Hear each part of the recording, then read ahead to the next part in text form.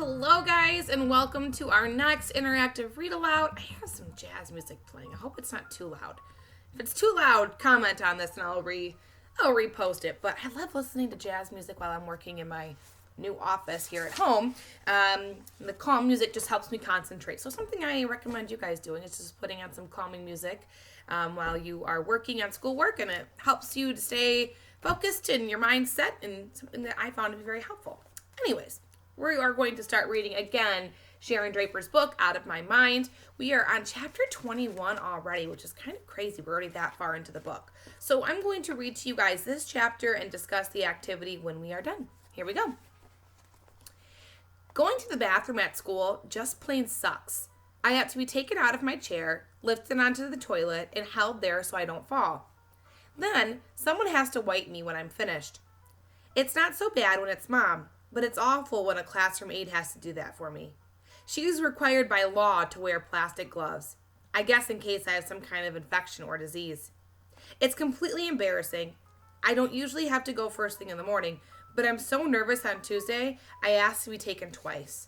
Then I go to all my inclusion classes. The students who tried out for the quiz team can't stop chatting about the test. I listened to every word. I couldn't believe how easy it was, Connor boasts. I bet I got a higher score than you did, Claire says, her voice cocky. I thought the geography questions were off the map, Rose adds. I never even heard of some of those countries. Jessica shakes her head. The math part wasn't much fun either. I can't believe we even care about a dumb test for a quiz team, Rodney comments. Because the competition is on television, man. Connor replies, big-time TV coverage here in town, and if we make the finals, we go to D.C., where it will be televised all over the country. If we win, we get to be on Good Morning America. My grandma in Philly can watch me, and my auntie in Frisco. I'll be famous. What do you mean, if we win, Connor? Claire asks. Don't you mean when we stomp the competition? Yeah, for sure. I already brought a new suit for when I'm on TV. Rose rolls her eyes. I thought this was a team contest, Connor, she reminds him. Hey, the team would be nothing without me. He holds his hand up in the air for high fives. I listen quietly from the back of the room. When the bell rings to indicate that it's time for Mr. Deming's class, my palms feel sweaty. Catherine pushes me to the room and whispers into my ear, relax, you rock. Mr. Deming gets the class quiet and takes attendance. Why do teachers go so slowly when you want something from them? Finally, he removes a sheet of paper from his briefcase. I graded your quiz team test last night, and since many of those who tried out for the competition team are in this class, I'm going to share the results with you now. The teachers of the other classes who have students who tried out have been given the same list and are at this moment reading the results to them. So read the list, Connor shouts, getting up from his desk. If classroom behavior were a determining factor for making the team, Connor, you might be in trouble. Mr. Deming says, please quiet down for a moment. That shuts him up and he sits down heavily. First of all, I'm very proud of all of you who took the test. It was quite challenging and you all did extremely well. Rose raises her hand. Yes, Rose? Can we see the questions and answers later so we know where we messed up? Absolutely. As a matter of fact, we'll use this test as a learning tool to study for the real competition. But anyone is free to see the test and check their responses. Please read the names, Connor says as politely as I've ever heard him. Mr. Deming smiles. Okay, will do. I shall read the alternates first. 2 fifth graders, 2 from 6th grade. Amanda Firestone and Molly North, Alina Rodriguez and Rodney Mazul. My heart falls to my shoes, which is not quite to the floor, but close. How could I have missed so many questions? Maybe my thumb slipped and I pushed the wrong letters. Catherine squeezes my hand. Molly and Rodney screech with joy. Amanda and Elena are 6th graders. Connor is noticeably quiet. And now, Mr. Deming continues, the names of the 4 students who scored the highest and will represent our school at the local competition downtown. The alternates will accompany them and will be called upon if any of the team members are unable to participate in any way. Are we ready? Ready, Connor says. I notice he has his fingers crossed behind his back. I'm proud to report that all 4 are from our 5th grade classroom. He pauses. To know all the finalists are from 5th grade blows me away. Way to go. We torched 6th grade. Awesome, Rodney says. Now read the names before Connor wets his pants. Connor reaches over and smacks Rodney on the back of his head. Mr. Dimming takes a breath. The top 4 scorers and members of our quiz team will be Connor Bates. Connor interrupts him with a wild whooping cheer, of course. And if I may continue, Mr. D says over his glasses, we are also pleased to welcome Claire Wilson and Rose Spencer. Claire's smile is smug. But that's only 3, Connor says, looking around in confusion. I can count, Mr. Dimming replies dryly. So who's the last person on the team? Molly asks. Earthquake report. TV weather guys feel some strange activity coming from a local school. Could it be a girl's heartbeat pounding too hard? Mr. Dimming clears his throat. I must apologize. I think we have all misunderstood a member of our class. He continues. In my 15 years of running this competition, I have never had a student make a perfect score on the practice test. It is designed to be challenging to weed out the weaker candidates. In a word, it's hard. Tell me about it, Connor mumbles. When Melody Brooks took that little practice quiz with us last week, I thought it was a lucky accident that she did so well. But yesterday, Melody blew us all away. She got every single question right. He pauses, making sure everyone is taking this in, and then he says, all of them.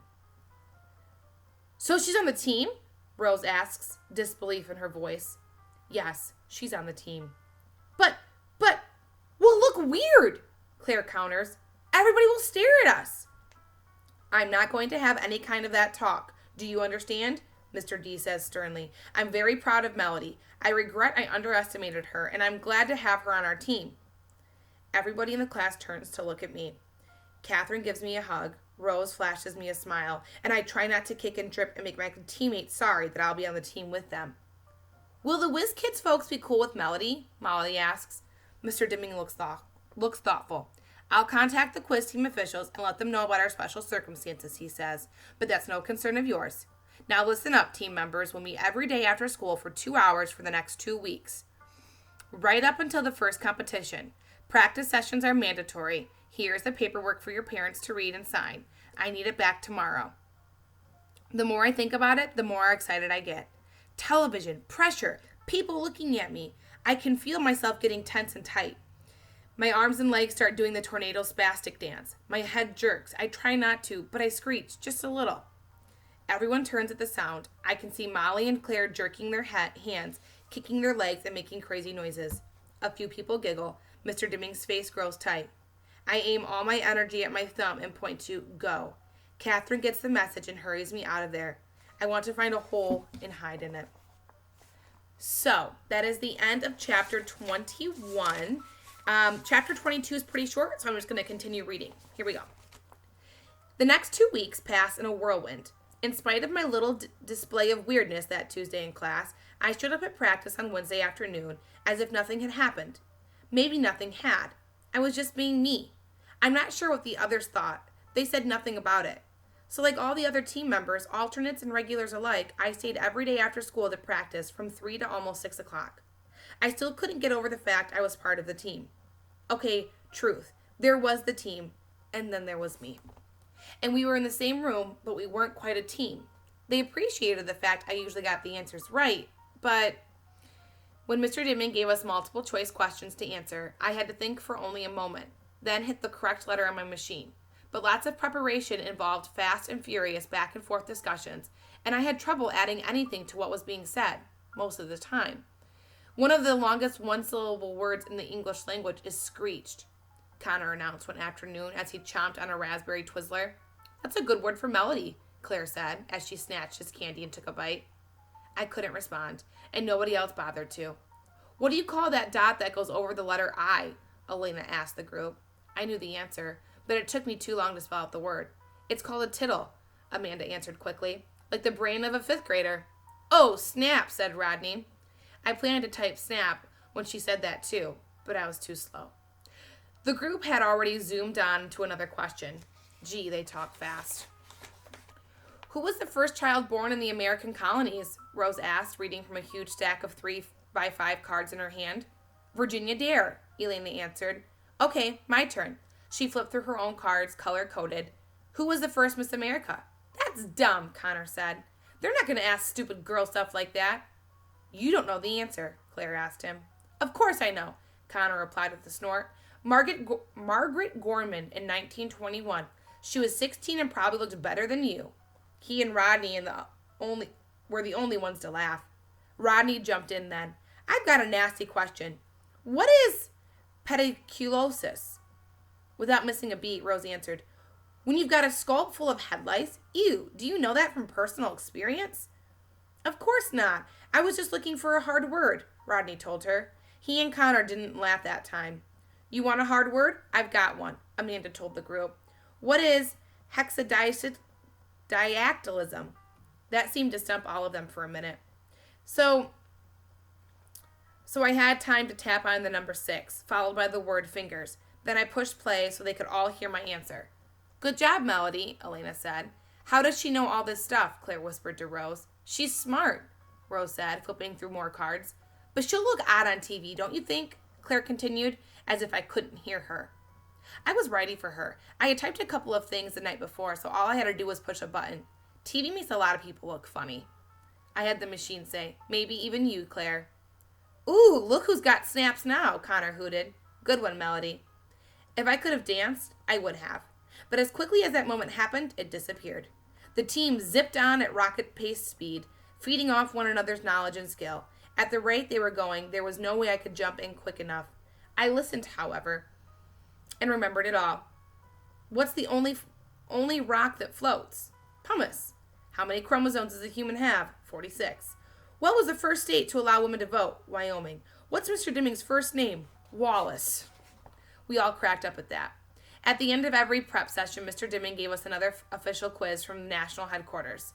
Since those always consisted of multiple choice questions, I always did well. But I wanted to be like the rest of them as we studied. One Thursday in the middle of practice, Rose's mom ordered pizza for everyone and had it delivered to the school. Your mom rocks, Connor said. You're easy to please, Connor, Rose replied with a laugh. Everybody rushed to get the hot, spicy-smelling slices from the box. I was starving like the rest of them, but I just sat there. Do you want some pizza? Elena asked me. I'll go get a slice for you. She never said much during the practices, but she took lots of notes, and she usually scored pretty high in our practice quizzes. Not hungry. How could I explain to her that without Catherine or my mom or Mrs. V, I wasn't able to eat? I had to be fed like a baby, and I made a mess even then. When my mom came to pick me up, she asked if I wanted to stop by Pizza Hut on the way home. I just shook my head. And that is the end of chapter 22, I'm sorry. So in these 2 chapters, we learned that not only was it awesome that Melody got on the quiz team, but she's excited to share her knowledge. However, the downside is she is now experiencing what it's like to interact with normal kids, but she's coming to realize that it's hard for her to interact the way that she wants to interact. She can't communicate them quickly. She can't participate in a lot of the group discussions, and she's feeling left out. So although she's really happy to be on the team, she didn't expect to have the feeling of, well, okay, just because I'm on the team, now I'm going to have to struggle being different even more than I already am. So I will post the activity for you guys below. If you haven't already, go check out vocab.com. Get some of those vocabulary questions and words mastered. I'm going to post a Google Slide activity asking you a couple of questions on here. If you have any questions, let me know. Thanks for joining in, guys.